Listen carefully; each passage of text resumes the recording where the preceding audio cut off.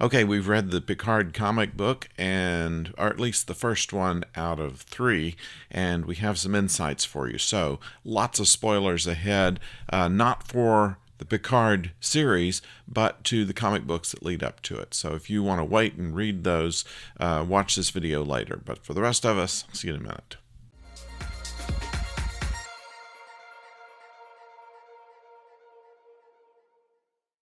Hello out there, I'm the oldest nerd, and having read issue 1 of the Picard comic that predates the Picard series that is going to provide some backstory to what we're going to see in the series.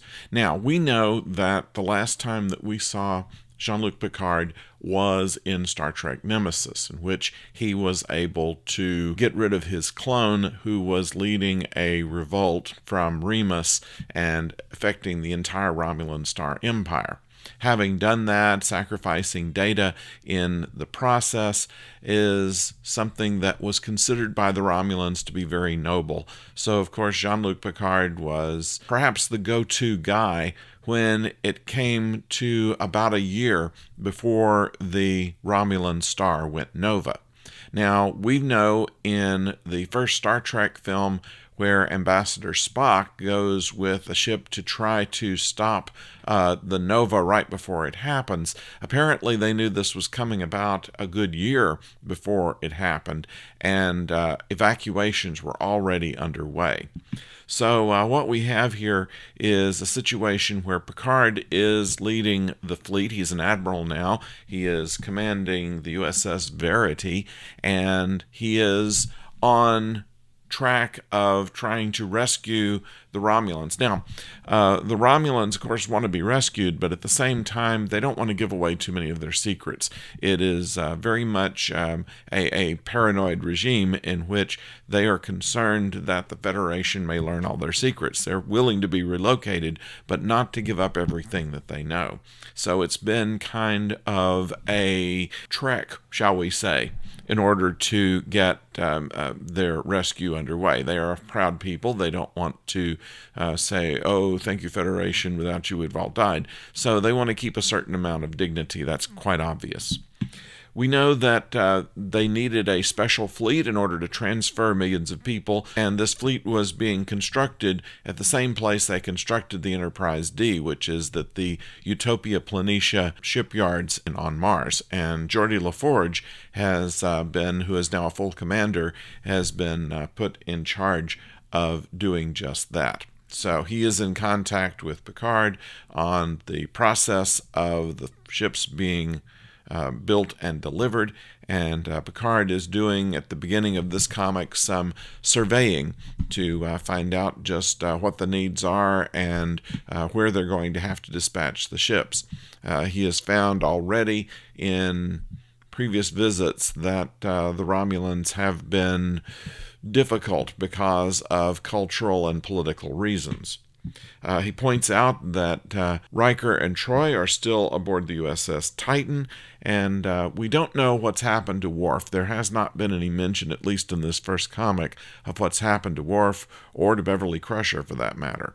Virtually everybody else has been accounted for by now. At any rate, we move along with the immediate plot of the comic, in which Picard discovers that one of the planets within the Romulan Star Empire only has a small settlement, although a fairly big planet, of about 10,000 people. And while they let him have unprecedented access to the planet and to the people, he finds that there is a secret that they were keeping. In fact, there are millions of indigenous people to the planet. This particular planet has vineyards, not unlike Picard thinks of his own on Earth. Some of the people that are working it are not Romulan, but rather indigenous people of the planet. He's able to talk to the officials there and ask just who these people are, and they say that they're just workers. They're primitives. They're not advanced species at all, and therefore they don't have to be evacuated. Picard disagrees with this, and this leads to what we think is the reason that Picard eventually has a locking of horns with Starfleet and eventually resigns. We don't know that yet, but it appears to be the beginning of the problem. Basically, that the Romulans are willing to leave behind the indigenous people of this particular planet to die in the nova of the star rather than be rescued. They believe that Picard's mission is to rescue Romulans. Picard believes his mission is to rescue any kind of advanced life forms, and therefore there is the beginning of the conflict. And that's pretty much where the comic stops. But we get a much clearer idea, not only of where everybody is right now, or where most people are, of our former Next Generation crew, but also just what it is that starts the conflict that's going to lead Picard to where we find him at the beginning of the television series, where he is retired from Starfleet. He is kind of on the outs with the Federation, generally speaking, and it has something to do with his mission that's going to happen during the series. Now, of course, his first officer on the Verity is Raffi, and Raffi is someone that we're going to see in the new series.